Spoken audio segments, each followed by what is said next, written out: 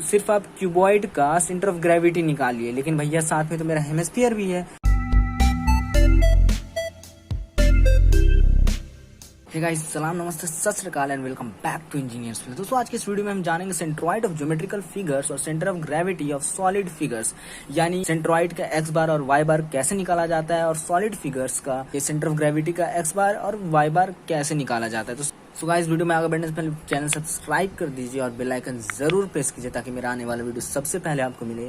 और गाइस मैंने T section, L section सारी चीजें आपको आई बटन पे और सेंटर ऑफ ग्रेविटी से रिलेटेड सब कुछ आपको आई बटन पे ऊपर मिल जाएगी, वहां पे आप इजीली देख सकते हैं। चलिए आज के इस टॉपिक से हम शुरुआत करते हैं। तो सबसे पहले हम जानते हैं कि सेंट्रॉइड किसी भी ज्योमेट्रिकल फिगर या प्लेन फिगर का जो एक्स बार होता है वो क्या होता है। X bar is equal to a1 x1 plus a2 x2, ठीक है, बाय a1 प्लस a2। ये हमारा फॉर्मूला होता है एक्स बार का।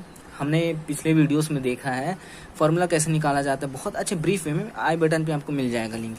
सिमिलरली अगर आगे कुछ हो और भी ज़्यादा फिगर हो कॉम्पोजिट तो a3 x3 a4 x4 लगते जाता है। सिमिलरली नीचे में a3 प्लस a4 लगते जाता है। वाई बार में भी वही चीज़ होता है, a1 y1 plus a2 y2, ठीक है, a1 प्लस a2। अब आइए देखते हैं, फिगर में आते हैं अब डायरेक्ट।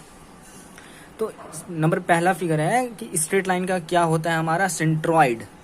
तो ए बी है, उसके बीच में हमारा निकलता है सेंट्रॉइड और एरिया, और ये सेंट्रॉइड। तो स्ट्रेट लाइन का कोई एरिया नहीं होता है और सेंट्रॉइड हमारा क्या हो जाएगा, जाहिर सी बात है l/2 हो जाएगा, क्योंकि ए बी हमारा डिस्टेंस कितना है, ए बी हमारा डिस्टेंस है l है ये डिस्टेंस, और इसका सेंट्रॉइड हो जाएगा l/2। वाई बार 0 होगा क्योंकि इसमें वाई एक्सिस कोई है ही नहीं। अब आइए दूसरा रेक्टेंगल। रेक्टेंगल हमारा एक बेस है और एक विद है, ठीक है। तो इसका एरिया कितना होता है रेक्टेंगल का, b इंटू डी हो गया। तो सिमिलरली एक्स बार हमारा हो जाएगा b/2। ये अगर b है तो एक्स बार हमारा हो जाएगा b/2। ये d है तो हमारा y बार कितना हो जाएगा d/2, ठीक है। सिमिलरली रेक्टेंगल की तरह ही स्क्वायर में भी हमारा सेंट्रॉइड क्या हो जाएगा, देखिए यहाँ पे इसका भी सेंट्रॉइड हमारा यहाँ पे बीच में लाई करेगा ऐसे। तो ये हमारा हो जाएगा b, ये भी हो जाएगा हमारा b, तो ये हो जाएगा हमारा b/2 और फिर ये भी हो जाएगा हमारा b/2। तो x बार और y बार दोनों हमारा हो जाएगा b/2 और इसका स्क्वायर का एरिया होता है b², ठीक है। ट्राइंगल अब सबसे इंपॉर्टेंट है ट्राइंगल। तो ट्राइंगल का तो सबसे पहले हम एरिया जान लेते हैं, इसका क्या होगा, half into base into height होगा। अब ट्राइंगल का सबसे, क्योंकि ट्राइंगल का किसी भी तरीके का आपको अगर ट्राइंगल मिले तो उसमें सिर्फ यही चीज़ लगता है। क्या लगता है देखिए बताता हूँ मैं आपको।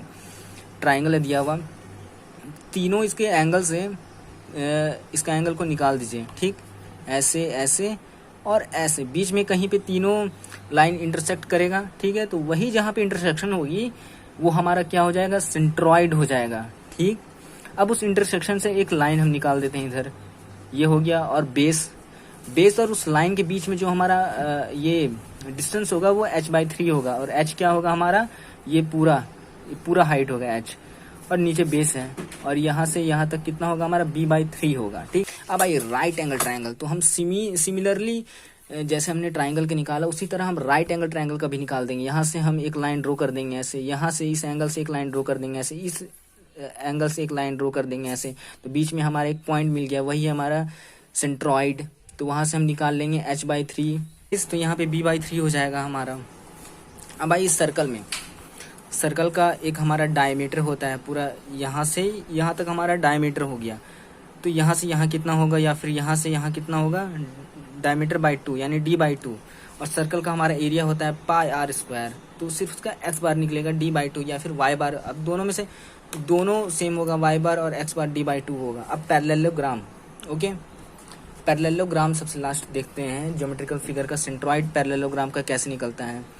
तो जो इसका डायगोनल जहाँ पे इंटरसेक्ट कर रहा है, दोनों साइड का डायगोनल, वहाँ पे हमारा सेंट्रॉइड निकलेगा। ये हमारा b हो गया और ये जो हाइट हो गया ये d हो गया। तो एरिया क्या होता है, b इंटू डी होता है। सिमिलरली हमारा x बाहर निकल जाएगा b/2 और d/2, ठीक है गाइस, क्लियर है आपको यहाँ तक। अब आगे बढ़ते हैं। सो गाइस अब दूसरी topic, centre of gravity of solid figures. इसे शुरू करने से पहले मैं आपको बता दूं कि अगर आप ये बनाइएगा सॉल्यूशंस, अगर आप क्वेश्चंस बनाइएगा तो आपको दो वर्ड्स मिलेंगे काफ़ी, एक फ्लेंज और एक वेब। तो फ्लेंज का मतलब होता है किनारा यानी एक्स एक्सिस, और वेब का मतलब होता है जाल यानी वाई एक्सिस। तो ये आप ध्यान में रखिएगा फ्लेंजर वेव, ठीक है। तो अभी आगे बढ़ते हैं। सेंटर ऑफ ग्रेविटी किसी भी सॉलिड फिगर का हम कैसे निकालते हैं, हमने आपको बताया था, पहले ही मैंने आपको बताया था कि सॉलिड फिगर में हम जब एक्स बार वाई बार निकालेंगे तो हम वॉल्यूम का यूज़ करेंगे। जैसे मैंने पिछले आपको बताया था कि अगर हम एरिया निकालेंगे, कि ये सेंट्रॉइड निकालेंगे तो एरिया का यूज़ करेंगे, यहाँ पे एरिया करेंगे एक्स बार और वाई बार निकालने में। उसी तरह हम ये सेंटर ऑफ ग्रेविटी निकालने के लिए हम क्या यूज़ करेंगे, वॉल्यूम यूज़ करेंगे, ठीक है। एक्स बार और वाई बार निकालने के लिए वॉल्यूम यूज़ करेंगे। तो सबसे पहला हमारा है फिगर, सॉलिड फिगर सिलेंडर, ठीक है। सिलेंडर का ये एच होता है, हम जानते हैं ये लंबाई एच होता है। एक ये डायमीटर होता है, डायमीटर का आधा होता है रेडियस, और ग्रेविटी बीच में होता है, इसका बीच में लाई करता है, ठीक है। तो इस बीच से और ये नीचे जो डायमीटर का सेंटर से हमारा जो डिस्टेंस होगा वो h/2। सिलेंडर का वॉल्यूम होता है πr²h, इसलिए इसका x बार हो जाएगा d/2 और y बार हो जाएगा h/2। अब आते हैं पॉइंट नंबर 2 यानी कोन में, फिगर नंबर 2। तो कोन का एक टोपी की तरह एक शेप होता है ये कोन हमारा, ठीक है। तो नीचे होता है एक डायमीटर, और कोन का जो पॉइंट से लेकर के नीचे डायमीटर का पॉइंट तक h होता है। ग्रेविटी से लेकर के नीचे पॉइंट तक हमारा h/4 होता है, ठीक। अब कोन का वॉल्यूम हम जानते हैं 1/3 π²h, x बार हो जाएगा d/2, y बार हो जाएगा h/4। सिमिलरली स्पेयर का डायमीटर होता है एक और रेडियस होता है एक। स्पेयर का वॉल्यूम होता है 4/3 πr³h, x बार हो जाएगा d/2, y बार हो जाएगा d/2। हेमिस्फीयर का आप देखते हैं दोस्तों, तो हेमिस्फीयर में एक ये कटोरा की तरह एक शेप होता है हेमिस्फीयर, ठीक है। कटोरा की तरह एक शेप होता है, मैंने अच्छे से फिगर नहीं बनाया है बट आप समझ जाइए, कटोरा की तरह होता है हेमिस्फीयर। एक मिनट आपको मैं बना करके दिखा देता हूँ हेमिस्फीयर का एक बेहतर सा, ठीक है। तो ये हो गया डायमीटर,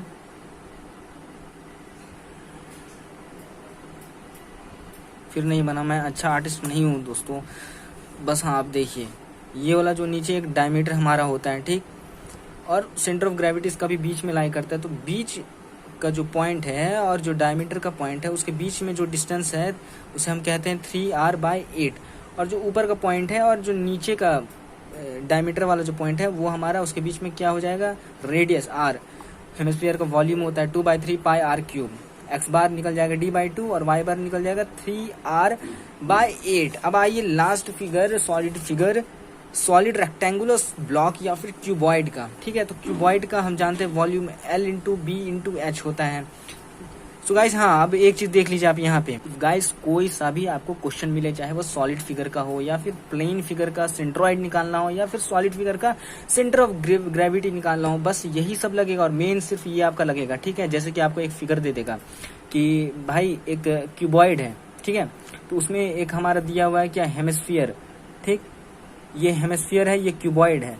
तो अब क्यूबॉइड, सिर्फ आप क्यूबॉइड का सेंटर ऑफ ग्रेविटी निकालिए, लेकिन भैया साथ में तो मेरा हेमिस्फीयर भी है, तो आपको हेमिस्फीयर को माइनस करके निकालना होगा और फिर क्यूबॉइड का निकालना होगा। क्या करना होगा कि ये फॉर्मूला लगाना होगा, ठीक है, क्योंकि ये फॉर्मूला लगाना होगा क्योंकि ये कॉम्पोजिट फिगर आ गया, ठीक है।